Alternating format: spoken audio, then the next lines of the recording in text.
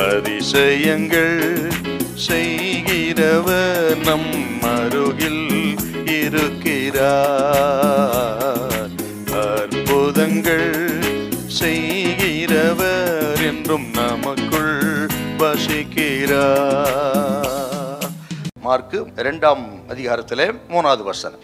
அப்பொழுது 4 பேர் ஒரு திமிர்வாதக்காரனை சுமந்து கொண்டு அவரிடத்தில் வந்தார்கள். 4 பேர் ஒரு திமிர்வாதக்காரனை சுமந்து கொண்டு வந்தார்கள்.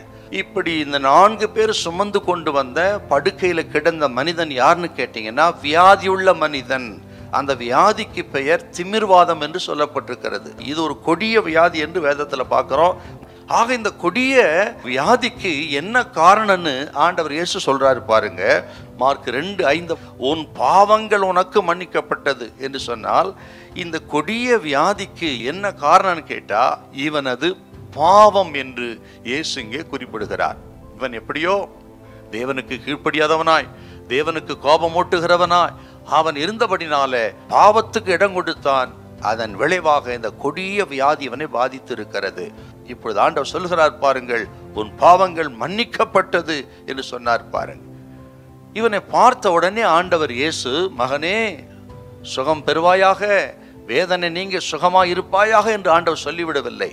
அதற்கு பதிலாக உன் பாவங்கள் மன்னிக்கப்பட்டது என்று சொன்னார் பாருங்க. ஏன்னு கேட்டா, ஆக ஒரு மனிதனின் முதல் தேவை ஆத்மா சுகம், பாவத்திலிருந்து, அக்கிரமத்திலிருந்து, அநியாயத்திலிருந்து விடுதலையாகிற, ரட்சிப்பை பெறுகிற. ஆக முதல் தேவை ஒரு மனுஷனுக்கு பாவத்திலிருந்து மீட்பை பெற வேண்டும். ஆத்மா அந்த பாவத்திலிருந்து விடுதலையாக வேண்டும். அதுதான் ஒரு மனிதனுடைய முதல் தேவையா இருக்கிறது பாருங்க. பாவம் அசுத்தப்படுத்துகிறது, ஆக வியாதிக்கு காரணமாக இருக்கிறது. ஆக அப்படிப்பட்ட பாவத்திலிருந்து விடுதலையாவது தான் ஒரு மனிதனுக்கு முதல் தேவை என்று தான் ஆண்டவர் அறிந்து ஆத்ம சுகத்துக்காக அந்த ஆத்ம சுகத்தை கொடுக்கும்படி பேசுகிறார். உன் பாவங்கள் மன்னிக்கப்பட்டது என்று சொல்லுகிறார். இப்படி சொன்ன உடனே பாருங்கள், அந்த மனிதன் எழுந்து நடந்து போனானா. ஆண்டவர் சொன்ன உடனே இவன் பாவங்கள் மன்னிக்கப்பட்டு விட்டது, இவன் பாவங்கள் மன்னிக்கப்பட்டதுக்கு அடையாளம் அது எழுந்து போனாங்கிறது. ஆக இயேசுவுக்கு பாவங்களை மன்னிக்கக்கூடிய அதிகாரம் உண்டு என்பதை காண்பிக்கிறது, வல்லமை உண்டு என்பதை காண்பிக்கிறது பாருங்க. இதை கேட்கிறவங்களுக்கு ஆண்டவர் சொல்கிறார், இயேசு ஒருவர் தான் எல்லா பாவத்தினும் விடுதலையாக்கக்கூடிய வல்லவர்.